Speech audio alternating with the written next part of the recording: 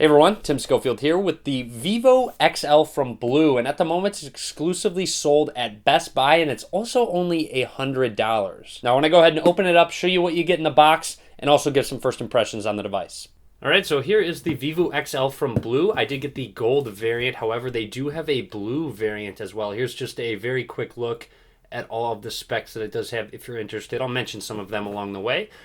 But let's go ahead and open it up. So throw this to the side, and right away, of course, you have the phone right here. It's super light, probably because the battery's not in. There's no way that the phone is this light. Here's a look at the back. Kind of reminds me of the back of a Galaxy S4. I'm going to grab that real quick and kind of show you what I'm saying. I'm going to set that to the side. And of course, like I said, we do have the battery. And I do want to make note of this battery because it is 3,150 milliamp hours, which is very large. So hopefully battery life on this guy is very good. Here is your AC adapter, and then we've got your charging cable, of course, which is USB Type-C. So really interesting that a device that is $99 comes with a USB Type-C cable, which is of course reversible. You can put it in any direction. And with Blu phones, as usual, you get extra goodies such as headphones right here. And continuing on, we've got a dual SIM installation guide. You have your booklet, and then you have a case. Now let's go ahead and throw the case on. Obviously I need to put the battery in, which means the back is removable, and so is the battery. And here's a look at the cutouts of the case. So it looks good around the camera. Looks pretty good around the speaker, the charging spot, headphone jack, and then just kind of here's what it looks like on the front. So overall, looks like it covers well. Nice that it does include that. And then finally, you do have a screen protector as well, which you can apply yourself. And obviously, just don't eat whatever this is. To give you an idea, here it is next to the Galaxy S4, just to show you what I meant by they look similar. They're both very reflective. So just kind of similar backs, just reminds me of that. But anyways, let's go ahead and pop off the back of this device and see what's inside. And of course, you do have a bit of a plastic back, and here it is. So you, like I said, you have your dual SIM card. You have a micro SD card slot as well to expand that 16 gigabytes of memory that you have.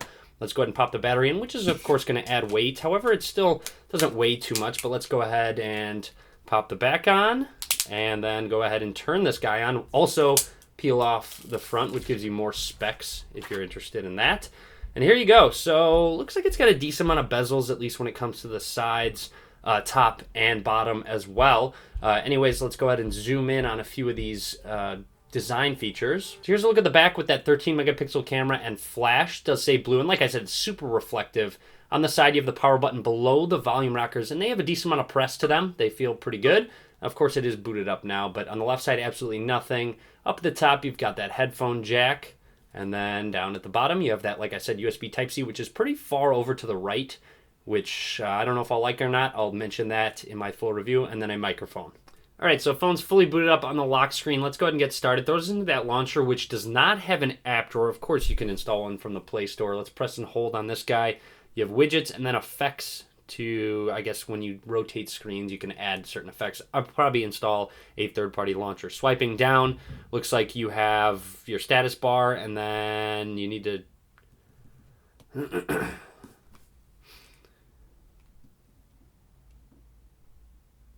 All right, phone is fully booted up. All right, phone is fully... Oh, geez. Okay, phone is fully booted up. Looks like there's no shortcuts on the lock screen at all. Do have to swipe up to unlock. And here's that stock launcher with what looks like no app drawer. Of course, you can change that. Press and hold. And you have widgets, and then you have effects for when you switch screens. You can change effects. I'll probably install a third-party launcher. All right, so I went and changed the wallpaper real quick, but here's a look at the icons. They are themed, so if you like them or not, obviously that's customizable with Android. And what does look like some bloatware on there, let's see if it's uninstallable. So Amazon, if I don't want that, oh, you can uninstall it. Just drop it out. Let's see if Kindle is. Let's see if apps and games is uninstallable. So it looks like the bloatware is uninstallable, which is nice. It's okay if they include it as long as they make it so you can uninstall it. Let's open up that camera application, and it opens very quickly, and then I'm going to go ahead and snap a quick picture. Seems like shutter speed is very quick as well. Lots more to come, but that was pretty promising. Quality looked very good as well. Let's go ahead and swipe down from the top and what looks like it says important, so I don't know if they prioritize these notifications, but also there's an icon up here, notice management. I guess if you want things to show up, let's go to Amazon Kindle. Looks like you can block notices from them, but where is the status bar? There it is. So interesting, kind of like iOS. You could swipe from the bottom to get to your shortcuts, your display. You can have a fake call option. Let's test that out pretty soon. Torch, calculator, and camera. Let's see if the torch works, and it works right away as I press it. So let's jump into settings very quickly. Go to About Device. It does run Android 5.1 Lollipop right out of the box, as you can see. Let's go back and back again, and you'll see we have a lot of different settings. Control Center being that one down at the bottom, application access, and access on the lock screen. So if we want to add it to the lock screen, I wonder what's going to happen considering you swipe up. Okay, so it just kind of adds it. Looks like you do that to unlock. But like I said, let's test out that fake call. So it looks like in 15 seconds, it's going to do a fake call. Let's check it out.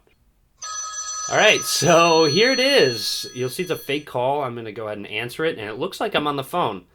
And I'm not, because there's no SIM card in this phone, so that would be the fake call. Kind of a nice little option. Okay, but overall, a very promising device. It feels very fluid. Obviously, I need some more hands-on time, need to install apps, all that good stuff. But overall, it does have a plastic build, and it's very light. Also, it does come with USB Type-C, so a little bit future-proof when it comes to that connection.